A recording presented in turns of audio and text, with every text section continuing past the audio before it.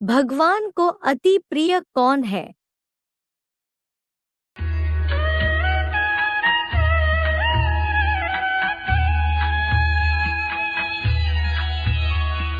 ये तु धर्म्यामृतमिदं यथोक्तं पर्युपासते श्रद्धाना मत्परमा भक्तास्तेतीव मे प्रिया। तू ये मत्परमा श्रद्धाना, परंतु जो मेरे परम आश्रित हुए श्रद्धावान। यथा उक्तम इदम धर्म्यामृतम पर्युपास्ते, ऊपर कहे गए इस धारणामृत का भली भांति उपासक है। ते भक्ताः में अतीव प्रिया, वे भक्त मुझे अति प्यारे हैं। तो ये मत्परमा श्रद्धाना यथा उक्तम इदम धर्म्यामृतम पर्युपास्ते ते भक्ताः में अतीव प्रिया। भावार्थ, परंतु जो एकमात्र मेरे परम ब्रह्मामुख के आश्रित हुए श्रद्धावान ऊपर कहे गए इस धारणामृत का कि तुम्हें छाड़ी गति दूसरी नाही, ऐसे भली भांति उपासक है, वे भक्त पिता के लिए अपने औरस आज्ञाकारी और ईमानदार पुत्रवत मुझे अति प्यारे हैं।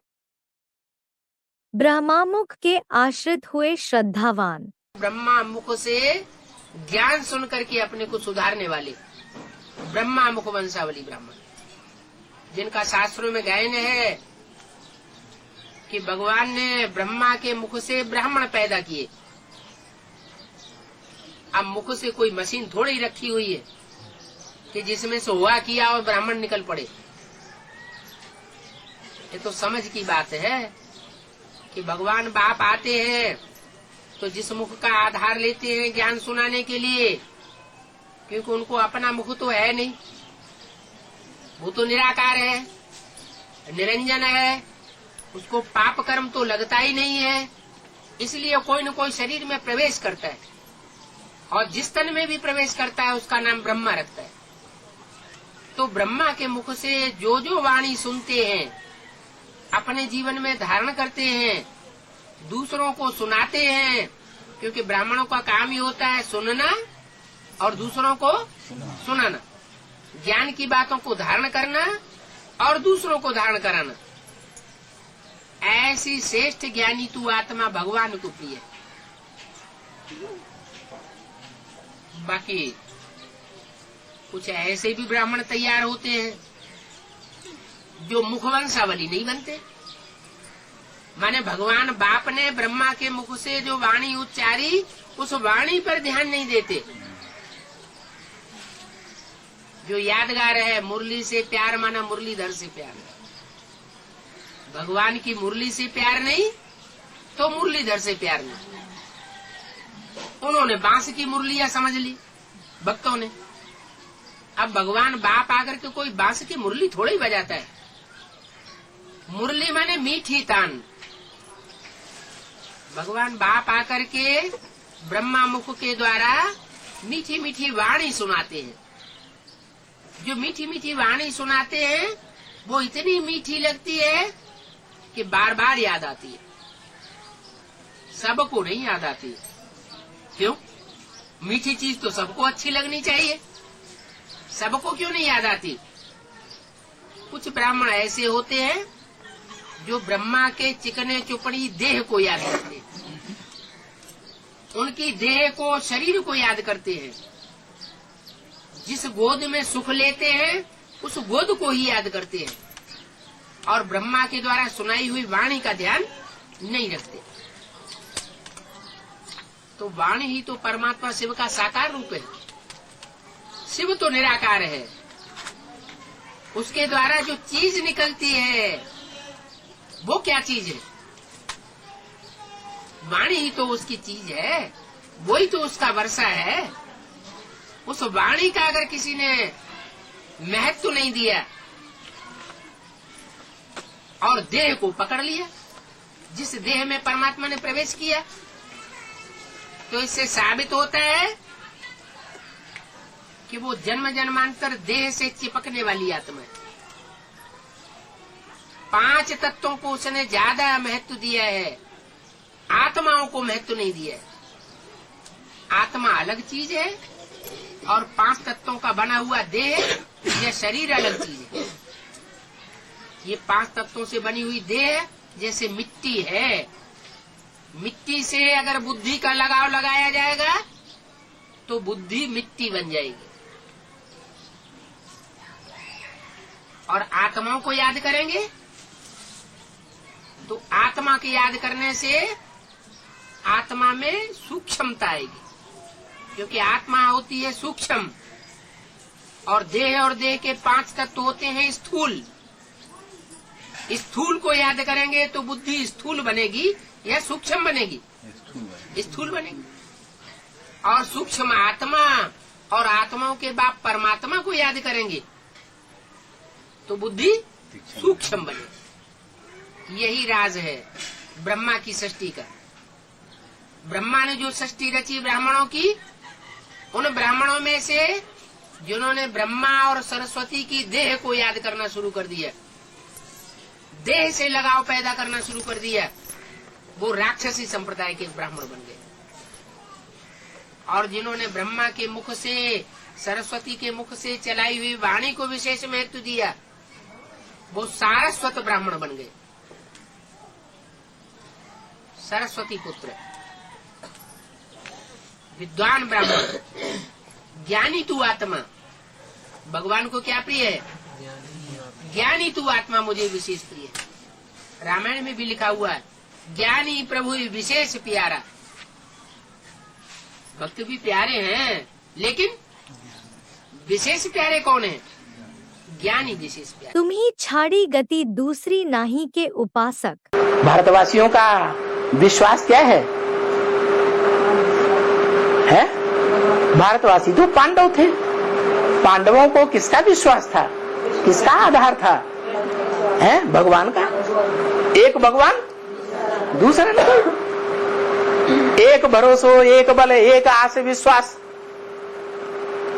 एक के ऊपर भरोसा, एक ही हमारा बल, एक के ऊपर हमारी आस लगी हुई है। तो बताओ ज्यादा पावरफुल कौन हुआ? है जिसमें एक ही आस है, इसकी एक के ऊपर ही विश्वास है। एक को छोड़ तुम्हें छाड़ गति दूसर नहीं, राम बसो तिन के मन माई। हे भगवान राम, तुम किसके दिल में बसो? है उसके मन में बसो जिनको एक के अलावा दूसरी गति है ही नहीं। और पुत्रवत, दूसरे धर्म में जो कन्वर्ट होते हैं उनकी ये निशानी है क्या? ईश्वरीय ज्ञान की मुरली की एक पॉइंट मानेंगे और दूसरे पॉइंट को नहीं मानेंगे। तो समझ लो कौन से धर्म का है? दूसरे धर्म का है, द्वैतवादी है। एक बाप को फॉलो करने वाला नहीं है। जो एक बाप का बच्चा होगा, उस एक बाप के बच्चे में एक बाप का संकल्पों का खून बहेगा या दूसरे बाप का भी संकल्पों का खून बहेगा। और संतान उसे कहा जाता है, असली बाप का बच्चा। दूसरे को बाप बनाया होगा तो भी उसकी निशानी है। इसलिए मुरली में डायरेक्शन दिया है, एक से सुनना चाहिए। क्या? एक से सुनना चाहिए। अनेकों से सुना तो व्यभिचारी ज्ञान हो जाएगा। जैसे द्वापर युग से भारतवासी ढेर के ढेर देवात्माएं दूसरे दूसरे धर्म पिताओं की बातों में बरगलावे में आते रहे और दूसरे धर्मों में कन्वर्ट होते रहे। सुन करके कन्वर्ट हुए या बिना सुने? तो बोला भारतवासियों की एक खासियत है क्या, सुनी सुनाई बातों से भारतवासियों ने दुर्गति पाई है। तो एक बाप को जानना, पहचानना, मानना और उसके रास्ते पर चलना और दूसरों को भी चलाना, उसको कहेंगे एक बाप का बच्चा। आज्ञाकारी। कोई भी संबंध हो उसको निभाने की बात है। जैसे बाप के संबंध में आज्ञाकारी, शिव हमारा बाप है तो हम आज्ञाकारी बच्चे बने हैं। जैसी जैसी आज्ञाएं वो मुरली में दे रहा है, श्रीमत दे रहा है, उन आज्ञाओं का मैं फॉलो करता हूँ या नहीं करता हूँ? अगर नहीं करता हूँ तो मैं पक्का बच्चा नहीं हूँ, आज्ञाकारी। बच्चा वो जो बाप की आज्ञा को माने। ब्रह्मा बाबा के 2 बच्चे थे। ब्रह्मा बाबा उन बच्चों को अपना बच्चा नहीं माना। क्यों नहीं माना? क्योंकि वो अवज्ञाकारी थे, बाप की आज्ञा को फॉलो ही नहीं किया। तो बाप के संबंध में आज्ञाकारी हो, ईमानदार। टीचर के संबंध में ईमानदार। जो भी पाठ दिया, जो भी लेसन दिया, उस लेसन को ईमानदारी से पढ़ करके और टीचर के सामने प्रस्तुत हो जाना। जो ईमानदार स्टूडेंट होता है वो ईमानदारी से रोज क्लास करेगा, रेगुलर रहेगा और क्लास में भी टाइम से आएगा, पंक्चुअल रहेगा या नहीं रहेगा? है, पंक्चुअल ही रहेगा। ईमानदार नहीं है तो टीचर क्लास में पहले पहुंच जाएगा और बेईमान स्टूडेंट बाद में आएगा।